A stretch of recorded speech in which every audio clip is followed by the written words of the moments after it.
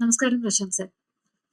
ഈ നമസ്കാരം. ആശാ വർക്കർമാർ ഒരു മാസത്തോളമായി പൊങ്കാലയൊക്കെ ഇട്ട് പ്രതിഷേധം തുടരുന്നു. സെക്രട്ടേറിയറ്റ് വളയൽ അവർ സംഘടിപ്പിക്കുന്നു. പക്ഷേ പിന്നോട്ടില്ല, അല്ലെങ്കിൽ ഉറച്ച നിലപാടിൽ തന്നെയാണ് പിണറായി. ആശമാർക്ക് നീതി കിട്ടുമോ? സുരേഷ് ഗോപിയൊക്കെ ഇടപെട്ടതാണ്. എന്താണ് തോന്നുന്നത്?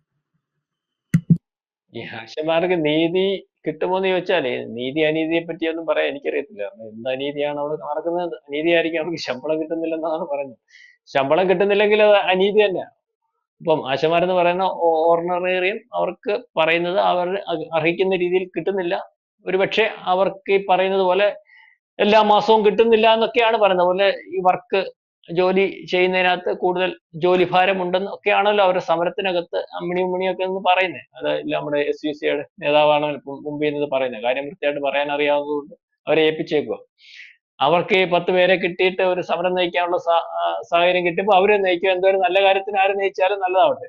ഇപ്പൊ ഇന്നലെ ഈ പറയുന്നത് പോലെ ഒരു മാസത്തെ സമരത്തിന് ഏതാണ്ട് ഇതുവരെ മിണ്ടാതിരുന്ന മുഖ്യമന്ത്രി, ഇതുവരെ മിണ്ടാതിരിക്കുക എന്ന് പറഞ്ഞാൽ ആ ഒരു കാര്യത്തിന് മിണ്ടുമ്പോൾ വലിപ്പമുള്ള കാര്യവും ആവശ്യമുള്ള കാര്യവും പറഞ്ഞാൽ മതിയെന്ന് ഞാൻ കഴിഞ്ഞ ദിവസം ലക്ഷ്മി എടുത്ത് പറയത്തില്ല. ചിലർ അങ്ങനെയാണ് ചില ആൾക്കാരെ നിഷ്പ്രഭരാക്കുന്നത്. കാരണം നിങ്ങളുടെ കാര്യത്തിന് അഭിപ്രായം പോലും പറയാൻ യോഗ്യത ഇല്ല എന്നുള്ള രീതിയിൽ നിരസ്കരിക്കുന്നതായിരുന്നു കണ്ടത്. അപ്പൊ ഇന്നലെ 24-ന്റെ ഒരു ഇന്റർവ്യൂവിനകത്ത് മുഖ്യമന്ത്രി പറഞ്ഞത് ആശാ വർക്കർമാർക്ക് ഏറ്റവും കൂടുതൽ ഓർണറേറിയം കൊടുത്തിട്ടുള്ള സംസ്ഥാനം കേരളമാണ്. അവരുടെ എല്ലാ കാര്യത്തിനകത്തും ഏറ്റവും കൂടുതൽ പരിഗണന കൊടുത്തിട്ടുള്ളത് കേരളമാണ്. ആ പരിഗണന വേണ്ട രീതിയിൽ കൊടുത്തിട്ടുണ്ട്. ഇപ്പോഴത്തെ സമരം അനാവശ്യ സമരം. പിന്നെ അദ്ദേഹം വേറൊരു കാര്യം കൂടെ പറഞ്ഞു. എനിക്ക് നമുക്ക് അദ്ദേഹത്തോട് ബഹുമാനം തോന്നി. ഞാൻ പൈസ കൊടുക്കാനുണ്ട്, പക്ഷെ അത് ഈ ഇവിടുത്തെ സാമ്പത്തിക പ്രതിസന്ധി വന്നപ്പോൾ പലതിനകത്തും പ്രശ്നങ്ങൾ വന്നപ്പോൾ കൊടുക്കാനുണ്ട്, അതൊക്കെ ഞാൻ കൊടുത്തു തീർക്കാം. പക്ഷെ ഇപ്പോഴത്തെ സമരം അനാവശ്യ സമരമാണ്. ആ സമരത്തിനകത്ത് നമ്മൾക്കൊന്നും ചെയ്യാൻ സാധിക്കത്തില്ല.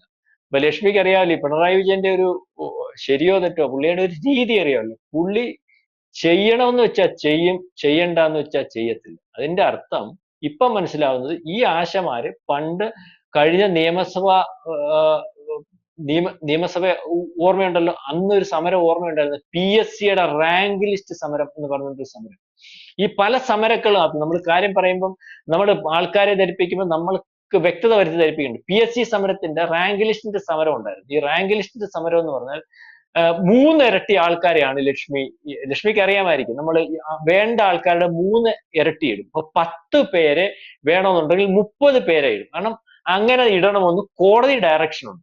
കോടതി ഡയറക്ഷൻ എന്ന് പറയുമ്പോൾ ഈ 10 പേര് നമ്മൾ പരീക്ഷ എഴുതുന്ന പറഞ്ഞുകൊണ്ട് ഈ 10 പേരുടെ ലിസ്റ്റ് ആദ്യത്തെ 1, 2, 3, 4, 5, 6, 10 റാങ്ക് ലിസ്റ്റ്, ആ 10 പേരെ മതി ആ ഡിപ്പാർട്ട്മെന്റിൽ.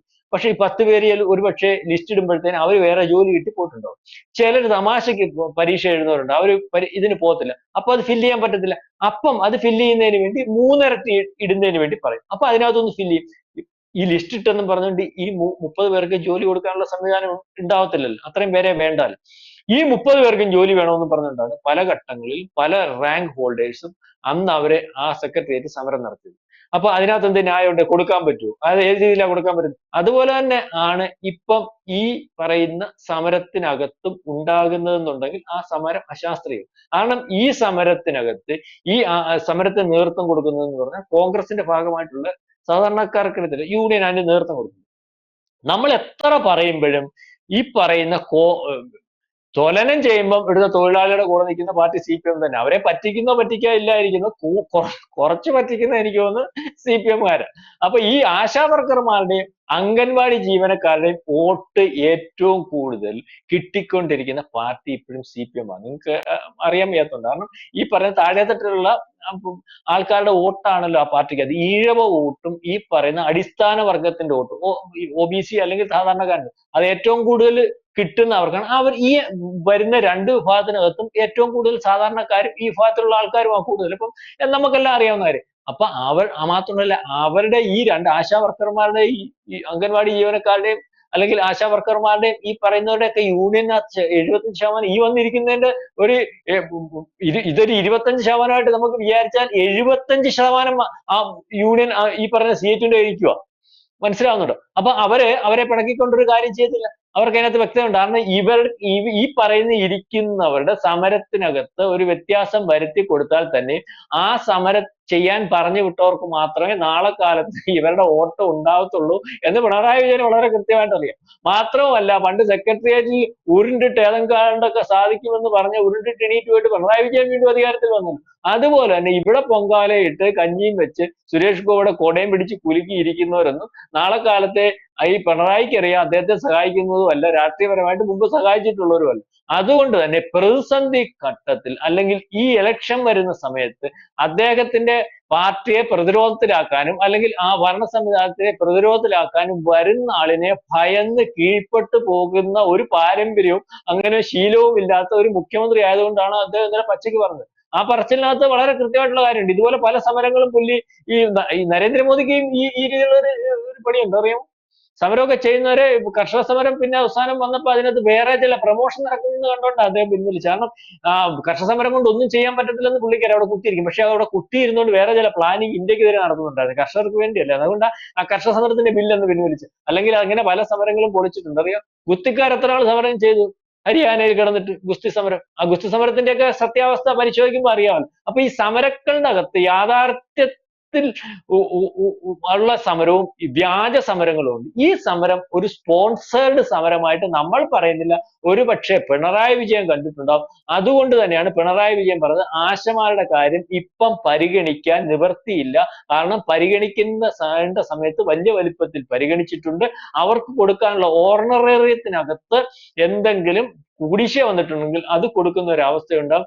2026 വീണ്ടും LDF-ന്റെ നേതൃത്വത്തിൽ ഒരു സർക്കാർ അധികാരത്തിൽ. അപ്പൊ ശ്രീകണ്ഠൻ നായർ ചോദിക്കുന്നത് അത് പിണറായി വിജയന്റെ സർക്കാർ തന്നെയാണോ? അന്നേരം അദ്ദേഹം പറയുന്നുണ്ട് അത് ഞങ്ങളുടെ പാർട്ടിയാണ് തീരുമാനിക്കുന്നത്. ഏതായാലും LDF-ന്റെ നേതൃത്വത്തിൽ സർക്കാർ ഉണ്ടാകും എന്ന് വളരെ കൃത്യമായിട്ട് പറയുന്ന ഒരു അവസ്ഥയുണ്ട്. അതാണ് വളരെ കൃത്യമായ നിരീക്ഷണത്തിലും അല്ലെങ്കിൽ കൃത്യമായ ബോധ്യത്തിലും നിൽക്കുന്ന ഒരു പിണറായി വിജയനാണ് നമുക്ക് കണ്ടത്. അതുപോലെ തന്നെ മയക്കുമരുന്നിന്റെ ഭാഗം സംസാരിക്കുമ്പോൾ അതും കേട്ട് കാണും. അതിന് ഇദ്ദേഹം പണ്ട് കോവിഡ് സമയത്ത് ഒരു പത്രസമ്മേളനം കണ്ടായിരുന്നല്ലോ. ആ പത്രസമ്മേളനം പുള്ളിയെ പിന്നെ അധികാരത്തിൽ കൊണ്ടുവന്നു. അതേ രീതിയിലുള്ള പത്രസമ്മേളനം വീണ്ടും പ്ലാൻ ചെയ്യുന്നുണ്ട്. ഓരോ ദിവസവും പിടിക്കുന്ന മയക്കുമരുന്ന്, അതായത് മയക്കുമരുന്ന് നിർമ്മാർജ്ജനം ഈ പറയുന്നത് പോലെ വളരെ കൃത്യമായിട്ട് ഗവൺമെന്റ് വലിയ വലിപ്പത്തിൽ കണ്ട് അതില്ലായ്മ ചെയ്യുന്ന രീതിയിലേക്ക് കാര്യങ്ങൾ പോകും. അപ്പൊ നമ്മൾ അപ്പുറം പരിശോധിക്കുമ്പോൾ അവിടെ അവർക്ക് അങ്കലാപ്പായി തുടങ്ങി. യാതൊരു രീതിയിലും അധികാരത്തിൽ വരത്തില്ലെന്നുള്ള രീതിയായി. അതിന് ഇന്നലെ മുല്ലപ്പള്ളി രാമചന്ദ്രൻ ആക്കി പണിയൊക്കെ നിർത്തി വീട്ടിൽ പോയി കൊച്ചുമക്കളെ കളിപ്പിച്ചുകൊണ്ടിരിക്കുന്നത്. പുള്ളിയെ തിരിച്ചു വിളിച്ചിട്ടുണ്ട്, സുധീറിനെ തിരിച്ചു വിളിച്ചിട്ടുണ്ട്. തിരുവനന്തപുരത്ത് നമ്മുടെ അറിയാമല്ലോ ഈ നാടാന്മാരുടെ ഒരു നേതാവുണ്ട്, ശക്തനെ തിരിച്ചു വിളിച്ചിട്ടുണ്ട്. അപ്പം ഈ ശക്തനും മുല്ലപ്പള്ളിയും VM സുധീരനും എല്ലാം കൂടെ തിരിച്ചു വന്നു കഴിഞ്ഞാൽ ഇപ്പൊ ഇതിനകത്ത് മുഖ്യമന്ത്രി ആവാനിരിക്കുന്ന ആൾക്കാരെല്ലാം കൂടി ശക്തനെ അടിക്കും, മുല്ലപ്പള്ളിയെ അടിക്കും. എന്നുവെച്ചാൽ കായികമായിട്ട് അടിക്കുക എന്നുള്ളതല്ല, അങ്ങോട്ടും ഇങ്ങോട്ടും. അങ്ങനെ അതിന്റെ കാര്യത്തിൽ ഒരു തീരുമാനമായി. അതായത് എന്ത് ചെയ്യണം 2026 അധികാരത്തിൽ വരാൻ കോൺഗ്രസിന് അറിയത്തില്ല. എന്തും ചെയ്ത് അധികാരത്തിൽ വരുന്നതിന് വേണ്ടി ഒരു ശ്രമമാണ് നടത്തുന്നത്. അതിന്റെ ഒരു അവസാനത്തെ വെപ്രാളമാണ് കാണിക്കുന്നത്. അതായത് മാധ്യമങ്ങൾ ഉൾപ്പെടെ CPM വലിയ ആത്മധൈര്യമായി നമുക്ക് അവിടെ നീക്കം കണ്ടാൽ മനസ്സിലാവും. അതുപോലെ മാധ്യമങ്ങൾ ലക്ഷ്മി ശ്രദ്ധിച്ചാൽ മനസ്സിലാവും. മാധ്യമങ്ങൾ ഇപ്പൊ പഴയതുപോലെ പിണറായി വിജയൻ കുഴപ്പ അല്ലെങ്കിൽ വരത്തില്ല എന്നൊക്കെ പറയുന്ന മാധ്യമങ്ങളൊക്കെ തന്നെ മെയിൻ സ്ട്രീം മാധ്യമങ്ങൾ തിരിച്ചു പറഞ്ഞു തുടങ്ങിയല്ലോ. ഇപ്പൊ എല്ലാം നമ്മളെല്ലാം അച്ചവത്തമാരുടെ കാര്യം പറഞ്ഞാലും പിണറായി തന്നെ വരും കേട്ടോ ഒക്കെ പല്ല പറഞ്ഞു തുടങ്ങി. അതായത് അതിനുള്ള സാധ്യത വളരെ കൂടുതലായിട്ടുണ്ട്. കാരണം പൾസ് അറിയാം, ഈ മാധ്യമങ്ങൾക്ക് അറിയാൻ പറ്റും, ഈ ഇന്റലിജൻസ് സംവിധാനത്തിന് പോലീസിന് അറിയാൻ പറ്റും. അപ്പൊ മാധ്യമമൊക്കെ തിരക്കി പിടിക്കുന്നു. അപ്പൊ ഇപ്പൊ ആ രീതിയിലേക്ക്, അതായത് 2026 തിരഞ്ഞെടുപ്പിന് ഒരു കൊല്ലം ബാക്കി നിൽക്കുമ്പോൾ തന്നെ ഭരണം മൂന്നാം ഊഴം ഉറപ്പിച്ചു പോകുന്ന, ഇപ്പോഴത്തെ സാഹചര്യത്തിൽ പറഞ്ഞ ഉറപ്പിച്ചു പോകുന്ന ഒരു പിണറായി വിജയനാണ് നമ്മൾ കാണുന്നത്. ആ മൂന്നാം ഊഴത്തിൽ യാതൊരു കാരണവശാലും വരാൻ സാധ്യതയില്ലാതെ വെപ്രാളം പിടിച്ചുകൊണ്ടിരിക്കുന്ന ഒരു കോൺഗ്രസിനെയാണ് നമ്മൾ കാണുന്നത്. ഏതായാലും അദ്ദേഹം ഇന്നലത്തെ ഇന്റർവ്യൂവിൽ നിന്ന് നമ്മൾക്ക് മനസ്സിലാവുന്നത് പിണറായി വിജയൻ എന്ന വ്യക്തി മൂന്നാം ഊഴം ഉറപ്പിച്ചു. ആശമാരുടെ കാര്യത്തിലും അദ്ദേഹം തീരുമാനമെടുത്തി അജയനായിട്ട് മുന്നോട്ട് പോകുന്ന ഒരു പിണറായി വിജയനെയാണ് കാണുന്നത്. ഇതൊക്കെ നമ്മൾ ഇപ്പൊ കാണുന്ന രാഷ്ട്രീയ അന്തരീക്ഷത്തിൽ കാണുന്ന കാര്യങ്ങളാണ് പറഞ്ഞത്. 2026 ആരധികാരത്തിൽ വരുമെന്നും അല്ലെങ്കിൽ തദ്ദേശ സ്വയംഭരണ സ്ഥാപന തെരഞ്ഞെടുപ്പിൽ ആരധികാരത്തിൽ വരുമെന്നൊക്കെ ഇവിടുത്തെ ജനങ്ങളാണ് തീരുമാനിക്കുന്നത്.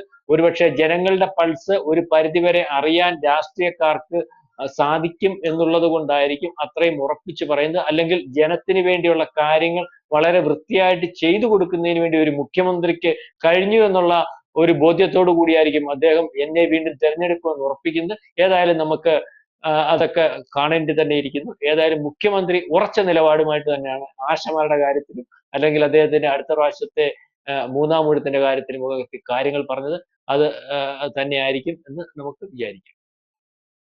കൂടുതൽ വാർത്തകളും വിശേഷങ്ങളും നിങ്ങളിലേക്ക് എത്താൻ ABC മലയാളം സബ്സ്ക്രൈബ് ചെയ്യുക, ബെൽബട്ടനും അമർത്തുക.